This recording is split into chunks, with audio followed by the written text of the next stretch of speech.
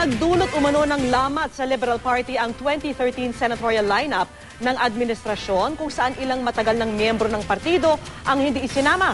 Kabilang na po si Quezon Representative Erin Tanyada. Gayunman, pinabulaanan ng partido na may hidwaan sa kanilang hanay. Saksi si Rafi Tima.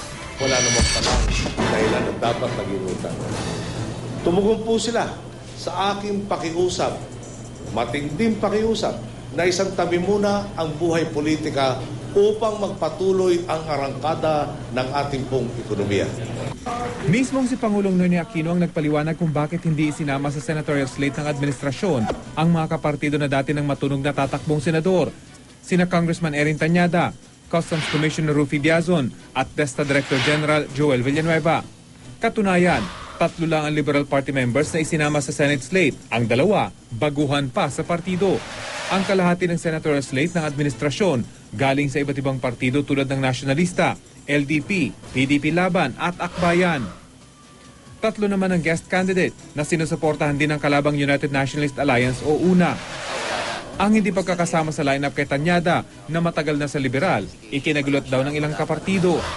So sa tingin ko yung mababang ratings, tataas yan o mahahatak kung masama sana si Erin doon sa administration slate.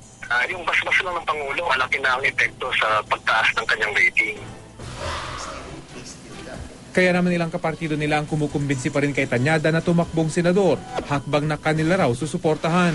I know that there are moves, especially from the civil society organizations who have been supporting his bills. It not necessarily mean that you're against the president if you file as an LP independent.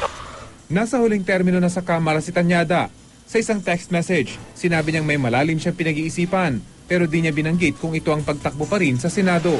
Bahagi naman ng kanyang personal na decision din yung nasabi niya sa Pangulo na hindi muna siya sa ngayon. So, I don't know his personal sentiments at this point, but my assessment is hindi naman dapat.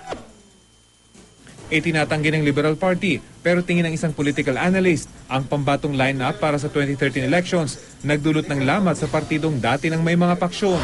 There are factions within LP who are at odds on certain decisions that has been made by the leadership. There are individuals within LP who are dismayed that in an LP coalition there are only 3 Liberal Party members. Tila handa namang saluhin ng una si Tanyada dahil sa pag-urong ng kandidato sana nilang si Joey De Venecia. Sabihin mo sa kanya, baka gusto niya. May puwang pa sa amin. So, tapos, nakakaabot sa kalaman ni Bobby, si Atty. Tanyada, Senator Tanyada, na tinawagan ako ni Erin, papasalamat. Disente bata yun. Nagpapasalamat dahil siya kinukonsider namin. O kaya lang, sa bandang huli, sa kabutihan din ng bata yun. Nagsabi na, hindi na lang ako. Salamat ulit. He will be given a post, I just do not know what.